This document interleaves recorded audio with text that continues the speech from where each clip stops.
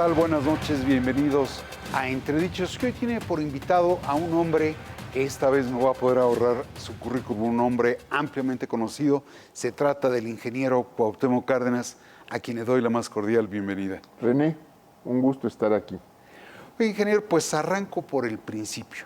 Se le tiene a usted como a un precursor, como un referente en lo que ha sido la transición de la democracia en México. ¿Cuál es el balance que hace usted ahora? Bueno, yo creo que ha habido, si nos vamos a 30, 40, 50 años atrás, tenemos cambios importantes en cuanto a, yo diría, logros democráticos. Uno de ellos, sin duda alguna, es los avances en democracia electoral. Entonces, no es lo mismo lo que teníamos en el 88, para ir a una fecha muy concreta, a lo que tenemos ahora. Entonces, a partir del 97 hemos tenido elecciones que, pues por lo menos no se discute si los votos se han contado bien. Claro. No es que tengamos elecciones perfectas o que ya no haya nada que hacer en materia electoral. Me parece que todavía tenemos que considerar que hay dinero sucio en las elecciones.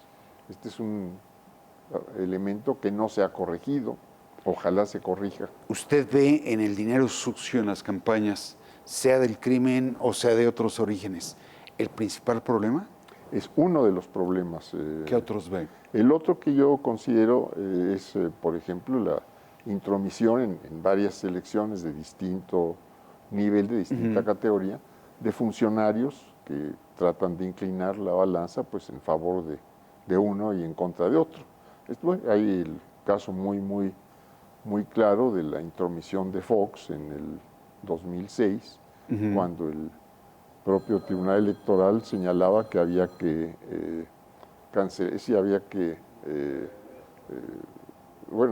hay una serie de argumentos que conducían realmente a la anulación de la elección. No se atrevieron a dar ese fallo, Sí. pero toda la argumentación era que había que anular la elección e ir a una nueva elección, por ejemplo. Claro. Entonces, pues todo eso, es distintos grados de intromisión y también distintos grados en cuanto a la presencia de dinero sucio en muchos casos. ¿Serían esos dos los dos principales? Lo principal que veo en cuanto a la rectitud de nuestras elecciones, ¿no? En esta atmósfera de polarización, ¿ve usted en peligro actualmente la transición a la democracia? No realmente, René. Yo creo que vamos a ver o estamos viendo un debate o una confrontación interna en los distintos partidos, principalmente yo diría en el partido del gobierno, en Morena, pero pues no creo que esto vaya a afectar ni la calidad de las elecciones, ni menos el que pudiéramos pensar que no va a haber una transición hacia un próximo gobierno. Ahora, la polarización, lamentablemente, por su estridencia, ensordece el diálogo o el debate. Y por el otro lado, la exageración de las posturas borra los matices. Hay quienes acusan por parte del gobierno frecuentemente que hay intentos golpistas en contra del gobierno. Y del lado de la oposición acusan tentaciones autoritarias cuando no dictatoriales. ¿Cómo se ubica usted en este debate polarizado? Bueno, primero yo no veo ninguna intención o ningún síntoma que pudiéramos pensar en golpes de Estado. Se me hace que es una exageración, quien quiera que lo pueda señalar, golpes de un lado, golpes de otro. Por otro lado, René, yo creo que pues, la polarización la tenemos en la vida misma. Esto es día y noche, las corrientes políticas, las teorías filosóficas, las teorías o las investigaciones científicas. Ahí hay polarización. Ahora, lo que a mí me parece que no debiera existir es polarizar por la polarización misma. Esto es sin ningún objeto. Pero desde luego la polarización existe en materia política, en cuestiones sociales, en la vida familiar misma, ¿no? Ahora, yo creo que la polarización es una forma de gobierno. ¿Hay riesgo en el abuso de la polarización, de polarizar? Pues yo diría que según cuál sea la intención de quien está fomentando la polarización. En ese sentido puede haber riesgo o no. Digo, no, sería difícil, habría que ver caso por caso, ¿no? ¿Qué riesgos puede generar la polarización? Pues en un momento dado una reacción violenta de alguna de las partes, ¿no? Ya, Principalmente, o arbitraria, claro, que sí que no es lo mismo. claro, claro. En estos polos, ¿usted dónde se ubica, ingeniero? Bueno, yo no me ubico en ningún polo. Bueno, si vamos a ponerse en algún polo, pues yo me ubico en donde estamos buscando una democratización amplia en en la vida del país, concretamente del país y del mundo. Sí. ¿Y no entorpece las posturas extremas esa posibilidad? Yo creo que hemos transitado a la democracia, creo que no la hemos consolidado a la democracia. El hecho de llevar la lucha política a los extremos no entorpece esta posibilidad de consolidar la democracia. Yo diría que no, René, a condición de que ese extremo no sea un extremo sectario, que en ese momento pues ya deja de ser simplemente una polarización donde pueda darse el diálogo, donde pueda a partir del diálogo llegarse a los consensos. Si se adopta una posición sectaria, pues ahí sí ya no hay manera de ceder ni de conceder. Que yo diría, en la vida misma, en la política, en cuestiones académicas, en cuestiones técnicas, científicas, pues siempre hay manera de que a través del diálogo pueda uno cambiar o modificar sus posiciones iniciales. A ver, yo creo que hemos incurrido en el sectarismo, de un lado y del otro. Y que en esa medida no ha habido diálogo. ¿Tiene usted esa percepción? Sí, y yo creo que aquí lo que tenemos que buscar en los casos que queramos realmente corregir o avanzar, tenemos que buscar los diálogos. Esto es, si queremos superar el rezago económico, si queremos superar la desigualdad social, pues tenemos necesariamente que buscar los mejores caminos para llegar a ellos.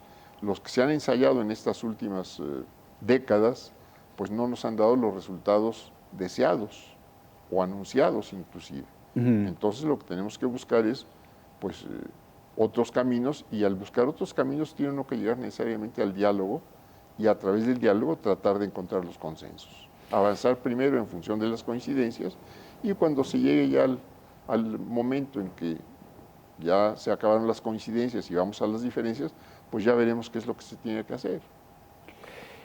¿Usted cree que actualmente, en vez de entrar a ese diálogo, se corrió de inmediato a vamos a medir fuerzas? Pues en algunas cuestiones yo diría que sí, es decir, vamos, yo no veo diálogo en este momento entre las fuerzas políticas, yo no veo diálogo en los partidos políticos en general. No veo propuestas, no veo, por ejemplo, que en los distintos partidos, donde ya se han dado nombres de eventuales aspirantes a cargos públicos, pues haya un diálogo. Esto es, el que quiere ser gobernador o presidente de la República en tal o cual partido, no nos dice qué quiere hacer, y no lo veo que esté dialogando con el compañero, llamémosle así, con el compañero que también está pretendiendo el mismo cargo. Y yo creo que ahí el diálogo es fundamental. Sí, dicen quiero ser, pero no qué quiero hacer, ¿no? Y yo creo que eso es lo primero, es decir, cuando a uno lo invitan a participar en una cuestión política, a apoyar a un candidato, etcétera, pues yo diría que primero salga el candidato, que nos diga qué quiere hacer, y yo en ese momento le digo, pues yo voy contigo o no voy contigo. Claro. Ahora, ingeniero, por su autoridad política y por su autoridad moral, frecuentemente se le busca a usted para que sea una voz crítica del gobierno. Y por el otro lado, usted ha dicho, me parece que con razón, que usted habla cuando tiene que hablar y no guarda silencio cuando tiene algo que decir. ¿Cómo logra usted equilibrar la situación que trae? Se le ve como un referente, muchos quieren oír en su voz la crítica y usted, creo que siendo un hombre equilibrado y prudente, trata de evitar. ¿Cuál es el punto de equilibrio? Mire, René, yo en ningún momento me refiero y me he referido, y espero no referirme, a cuestiones de orden personal. Que si estás gordo, que si estás flaco, que si te peinas de un modo que a mí no me gusta, etcétera, etcétera. Entonces, mientras no se meta uno en cuestiones personales, veamos lo que se dice. Si lo que se dice es que a mí me parece que tenemos desigualdad social en el país, pues simplemente que me digan que no, sí, que me demuestren que no. Que no es O, así.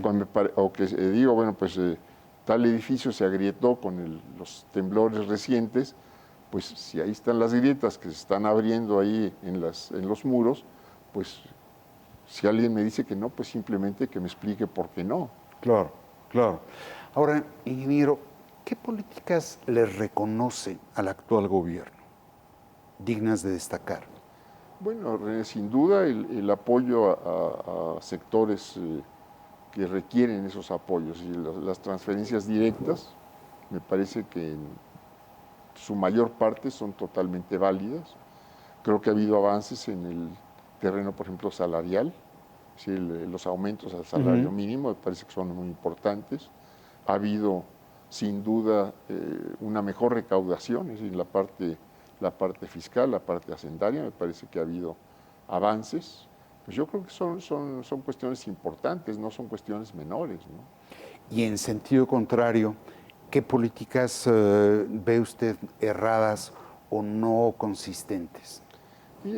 Uno de los grandes problemas que tenemos, René, aparte de la desigualdad social, aparte del rezago económico o el muy lento crecimiento de la economía, pues es la inseguridad, la presencia de la delincuencia, organizada o no organizada, o como organizada, ¿Organizada o desorganizada? como sea, en todo el país. Y me parece que aquí tendríamos, por ejemplo, que empezar es decir, el gobierno, concretamente el gobierno, tendría que empezar a recurrir pues a especialistas que estudian los fenómenos de la delincuencia, de la violencia, a revisar las formas como han tratado de enfrentar este fenómeno, que además son las mismas de hace 20, 25 años. De lo que va del siglo, ingeniero. Bueno,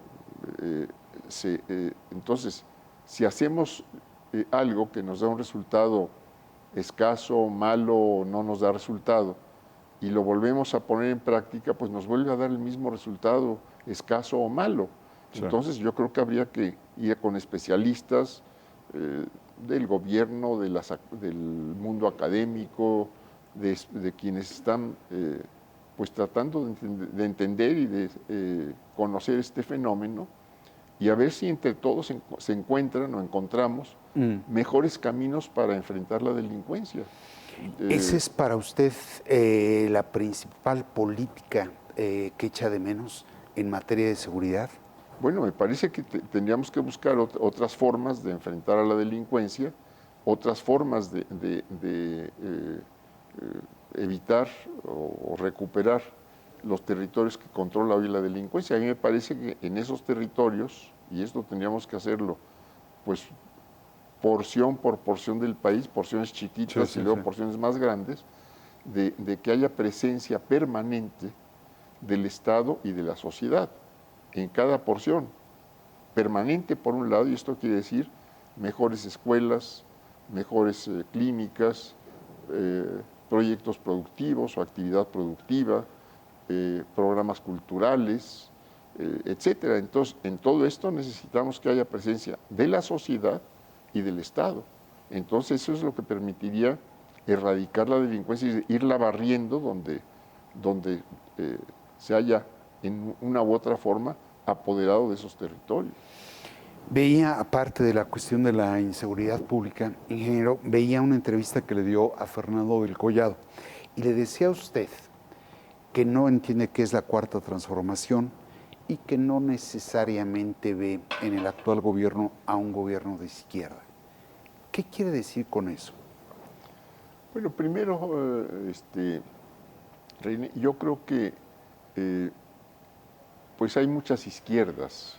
Mm, Hay izquierdas que no son electorales o antielectorales inclusive, izquierdas que se manejan en el terreno académico, en fin. Y yo creo que ahí no cabe más que la autodefinición. Esto es, yo no conozco a nadie, ni sé de nadie, ni de ninguna institución, de ningún tipo, política, académica, etcétera, que nos pueda decir tú sí estás en la izquierda o tú no estás en la izquierda. Son apreciaciones personales en primer lugar. Entonces yo ahí digo pues, que cada quien se defina como quiera y por eso no veo qué quiera decir que se está en la izquierda o no está en la izquierda. Ahora, vayamos a los contenidos. Esto es, yo no conozco un proyecto, una propuesta, un modelo económico que quiera desarrollarse en el país a partir del gobierno, a partir del partido político Morena. sí. No conozco qué nos proponen en cuanto a cómo se quiere que se conforme, que se configure la sociedad. Entonces, cómo se llega, si ese fuera el caso, a una sociedad igualitaria, o qué se está haciendo para llegar a una sociedad más igualitaria, con menos contrastes, con menos diferencias. En fin, entonces, al no haber un modelo, al no haber una propuesta, al no haber un objetivo, pues difícilmente puede saberse qué es o qué pretende un movimiento político. Sí, y cuál puede ser el destino incluso. Además.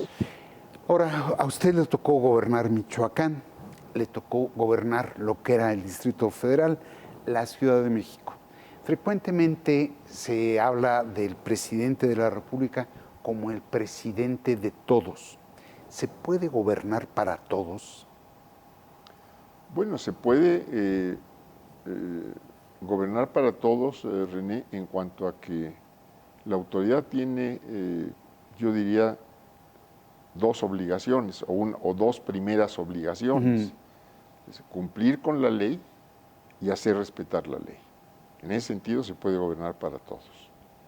En otro sentido, bueno, pues siempre hay una inclinación, esto es, si uno trata de superar ciertas desigualdades, ciertas desventajas para llegar a condiciones de mayor igualdad, por ejemplo, en materia de niveles de vida o en materia de educación o de salud, bueno, pues ahí yo diría se tiene que privilegiar, es decir, o se tiene que poner en primer lugar cómo superamos las carencias de los que tienen carencias frente a yo diría, un nivel medio donde pudiera ya ser aceptable, por ejemplo, el nivel de atención a la salud, a una familia, o el nivel es decir, la calidad de la educación que se está recibiendo en una región o simplemente en una escuela.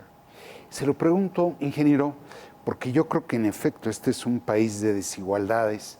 Sí creo que primero los pobres, pero de pronto pareciera ser que en el marco de la polarización son no primero los pobres, solo los pobres. Y del otro lado, todos, primero todos. ¿Cómo ve eso? Yo no lo vería así tan tajante, René. Pero sí creo que primero habría que ir a donde están las mayores carencias y me parece que esto no es lo que estamos viendo en este momento. Ok, ¿qué estamos viendo? Pues si nos vamos a la educación, estamos viendo que la Constitución nos dice que es obligatorio para todo mexicano, niño, adolescente o adulto inclusive, pues pasar por los ciclos educativos que van desde el jardín de niños hasta la preparatoria como obligatorio. Sí. Bueno, pues ahí andamos simplemente en la calidad de la educación, pues andamos con muchas diferencias de buena calidad y de mala calidad. Sí. Entonces ahí tendríamos que ver cómo por lo menos elevamos y cómo garantizamos que todo, cómo se garantiza por parte del Estado, no solo del gobierno, sino del Estado, que todo el mundo tenga pues la posibilidad de cubrir esos ciclos obligatorios. Y después me parece que tendría que haber también un compromiso del Estado de que quien haya cumplido requisitos académicos tenga la oportunidad de formarse, si así es su decisión, en las instituciones públicas de educación superior. Claro. Ahí tendría que garantizar el Estado tanto el acceso como la permanencia. En la última reforma constitucional del artículo 3 dice que el Estado se hace cargo de la educación superior, pero no nos dice qué quiere decir hacerse cargo de la educación superior. ¿En qué consiste Entonces, ¿cómo me hago cargo si hay rechazados en las universidades públicas? ¿Cómo me hago cargo si no hay cupo en las universidades públicas? En fin, digo, esto es lo que se tiene que... Antes de irnos a un corte, ingeniero, y valiéndome de algún modo del lema de la coalición de gobierno, bueno, que está ahora en el gobierno, ¿juntos podemos hacer historia, ingeniero?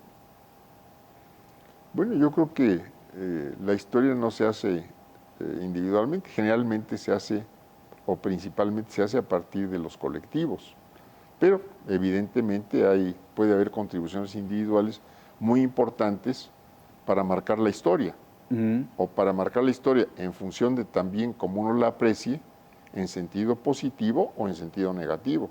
Claro, claro. Pues si me deja, vamos a seguir platicando, pero vamos primero a un corte.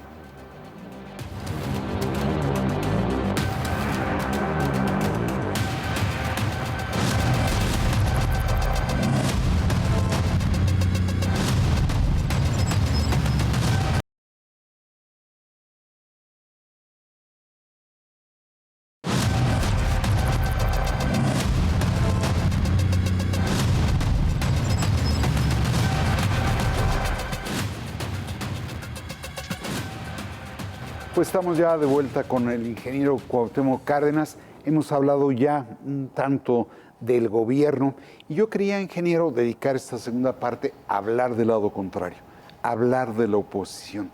¿Cuál es la impresión que tiene usted de la oposición mexicana?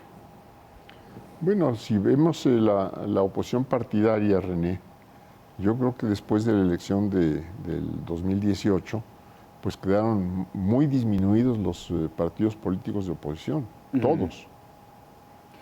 ¿Y ha habido la capacidad de ellos de hacer la autocrítica y reformularse a sí mismos? No les sé decir, René, yo estoy lejos de los partidos ahora, pero lo que sí veo, y es algo que debiera ser preocupante para todos en lo general, como gente interesada en la vida política, en la vida pública del país, pero diría más preocupante para los propios partidos políticos es que no hay propuestas. No se discute ninguna propuesta, es decir, hay una coalición de 3 partidos y pues no sabemos qué nos proponen entre los 3 partidos que en su momento estuvieron totalmente confrontados, con posiciones más que confrontadas en muchos casos, ¿no? Sí. Se oponen, pero no proponen, diría usted. Pues no hay una propuesta, es decir, más allá de estar, en este caso muy concreto, contra el presidente de la República, no hay ninguna otra propuesta, es decir, no nos dicen si están a favor o en contra de la política económica, social, de la política internacional, es decir, no hay ni apoyos ni críticas contrarias a lo que se esté haciendo. ¿Le ve perspectiva a la Alianza Va por México, ingeniero? Pues yo mientras no vea propuestas, René, no sabría en función de qué puede agruparse la gente en torno a una corriente o a una figura política. Se dice frecuentemente que se vota contra, que no se vota por. El anti-López Obradorismo no puede ser un motor de esa alianza o de esa oposición. Bueno, puede ser, René, pero desde mi punto de vista no basta. Esto es, bueno, es decir, sustituir lo que no nos gusta en este momento por el vacío, pues, se me hace que sería más grave todavía. Así es, así es. Y, ingeniero, desde esa perspectiva, ¿diría usted que los organismos de la sociedad civil que animan la Alianza Va por México se equivocaron de vehículos? Es decir, veo quebrados a los partidos a los que convocan a participar en esa alianza, al PRI, al PAN, al PRD. ¿Se equivocó en ese sentido esos organismos de la sociedad civil?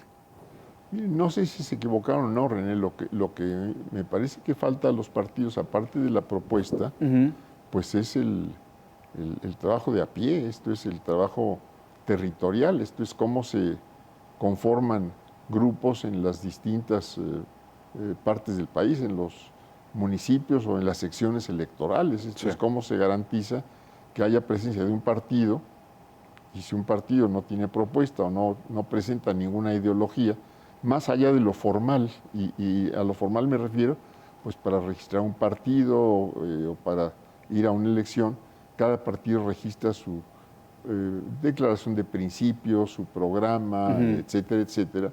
Pero bueno, eso no es lo que llega a la gente. Entonces, mientras no se tenga una propuesta concreta, digamos cuáles son las 5, 10 o una prioridad de un partido político, pues difícilmente hay reacción en favor. Y mientras no haya, por otro lado, trabajo territorial, pues a saber si leyeron lo que hubo una nota, una entrevista en no sé dónde, en un diario o en una cadena de televisión. Claro. Ahora, ingeniero, en el 88, usted, junto con otros, Porfirio, Ifigenia, lograron crear una corriente que terminó fuera del PRI. Y creo que el impulso que tuvo el Frente al final fue fundamentalmente ciudadano, más que partidista. ¿Qué rol ve hoy que debería de tener la ciudadanía en medio de la circunstancia en la que estamos? Primero, René, exigir una propuesta, ¿sí? En función de qué me estás convocando. Recuerdo también que sería en el 87 todavía, pues una primera, es decir, hubo una, así se le llamó por parte de lo que era la corriente democrática, una propuesta democrática. Sí. Entonces había cómo responder ante los distintos aspectos o problemas políticos que se querían enfrentar, ¿no? Entonces me parece que esto sería lo primero, es decir, a construir una propuesta y, como digo, insisto, es decir, y hacer trabajo territorial. Es no esperar que el que vive en Tamaulipas o en Chiapas venga aquí a consultar al centro del país si no va la gente de aquí o como tenga organizado cada partido, pues a tocar las puertas en casa por casa, ¿no? Ya. Ahora, ingeniero, desde esta perspectiva, ¿le parece más atinada la postura de Movimiento Ciudadano que la de quienes se han agrupado en la Alianza Va por México? Es decir, Movimiento Ciudadano dice, yo voy solo, y estaba tratando de elaborar esa propuesta. ¿Ve más atinada esa postura?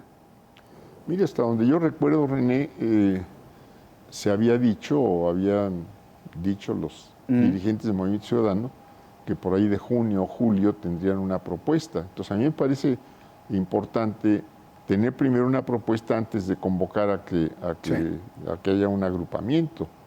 Ahora, y a partir de esa propuesta, es decir, como ha sido lo clásico, primero el programa y luego el candidato. Sí, el qué, luego el qué, ¿no?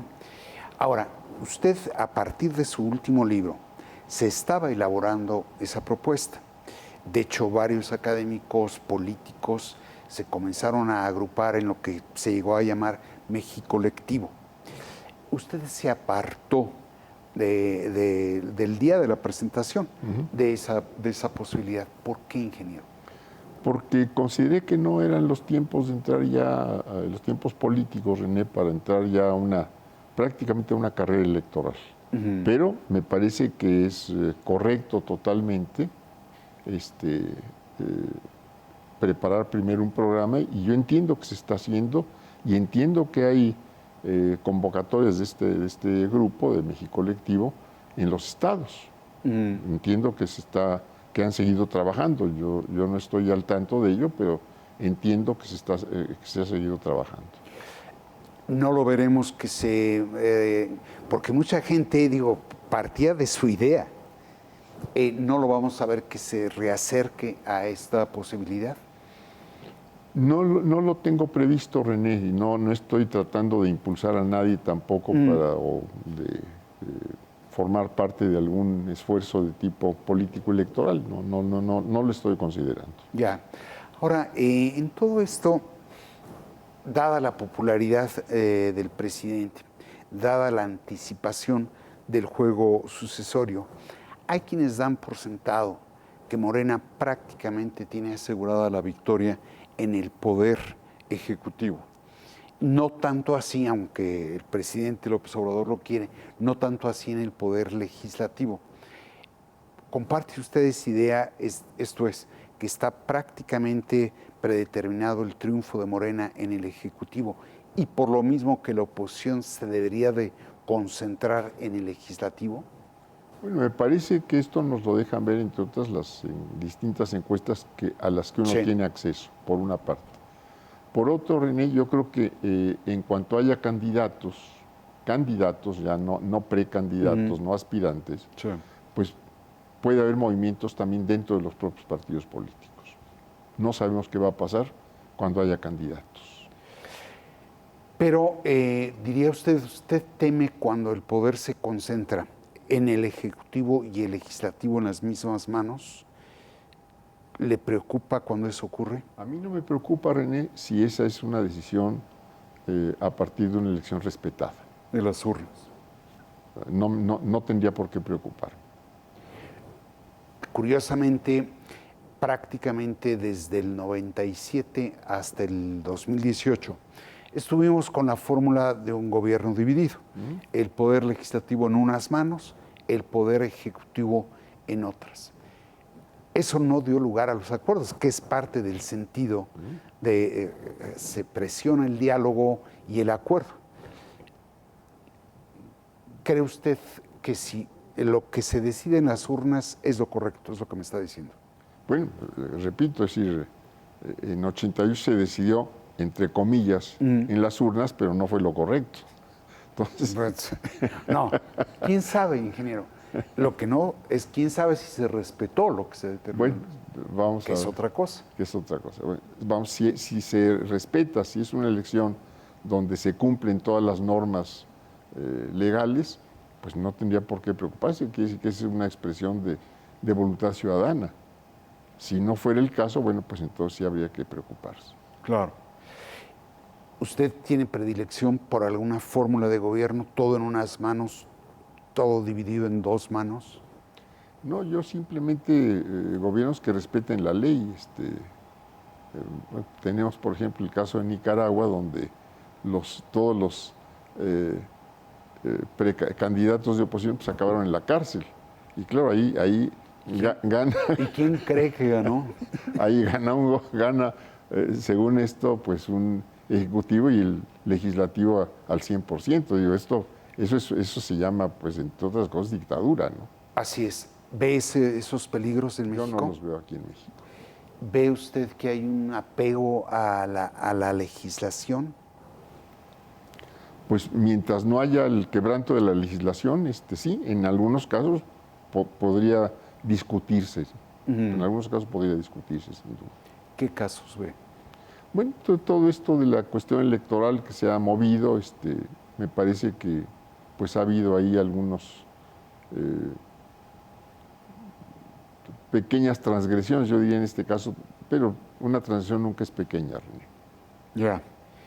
¿Sería preferible ya tener certeza de que vamos con la legislación que había? Pues yo creo que sí, ya es tiempo, si ya estamos con los tiempos electorales encima, es decir, legalmente, pues estamos a, ¿qué será?, 2, 3 meses de entrar a los tiempos electorales, y pues sí sería deseable saber cuál es el marco legal que se va a tener. ¿Cuál es la legislación que va a normar el proceso electoral? Se inclinaría por tener certeza ya en esto. Certeza. Muy bien. Ahora, ingeniero, el viernes pasado publicó usted un artículo en La Jornada donde aclara que Lázaro Cárdenas, el general, no entregó el gobierno a un contrario a su proyecto. Y dice también que en el juego sucesorio de Morena no alcanza usted a identificar quién sería Mújica, el general Francisco J. Mújica, quién sería el general Manuel Ávila Camacho, y que muchísimo menos ve usted quién pudiera ser Lázaro Cárdenas. ¿Por qué la aclaración?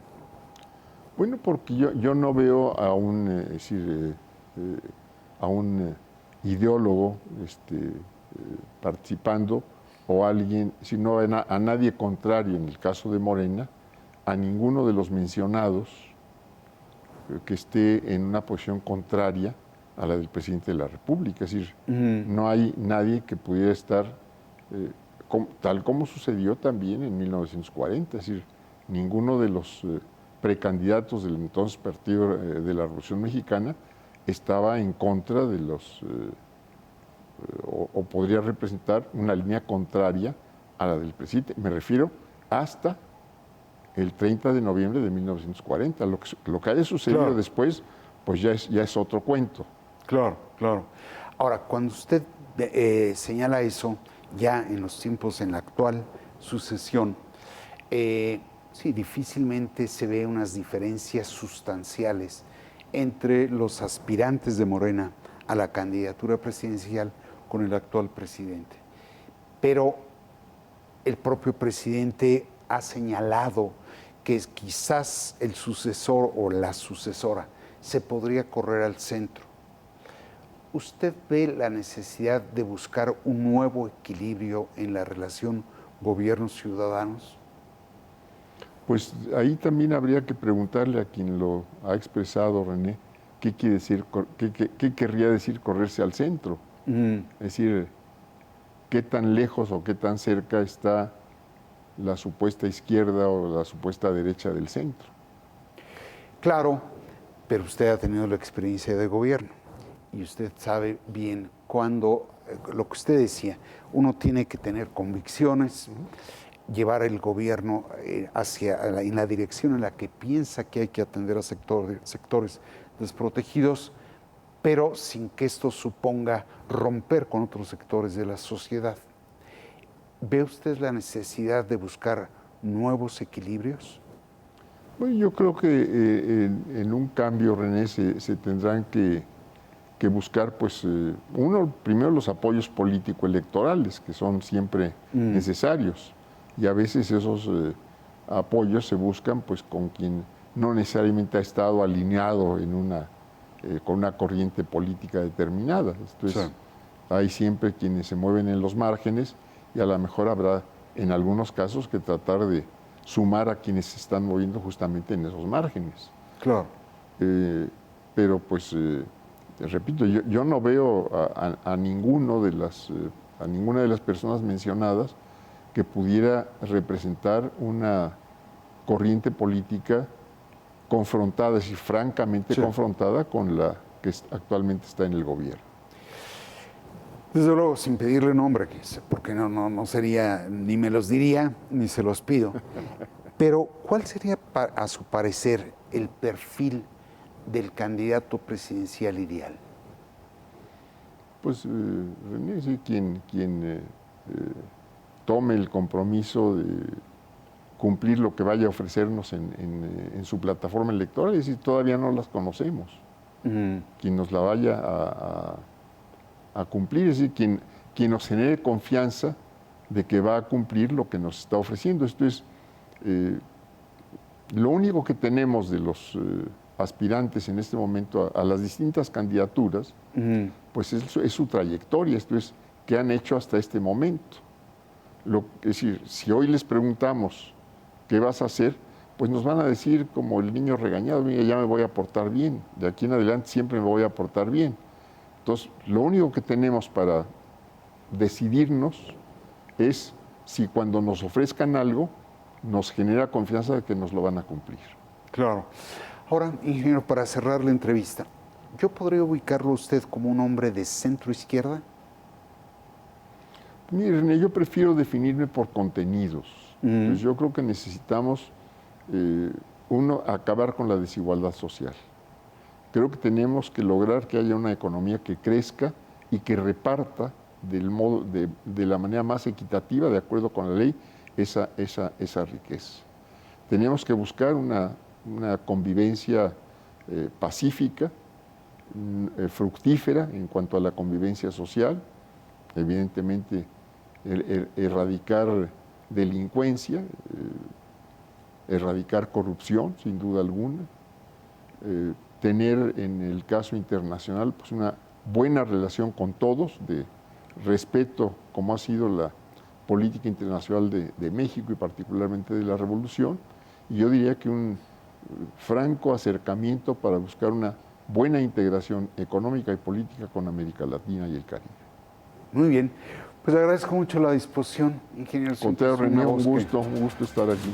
Al revés, soy yo quien le agradece, como desde luego le agradezco a los seguidores de Entredichos el hecho de acompañarnos aquí en el Financiero Televisión. Muchas gracias.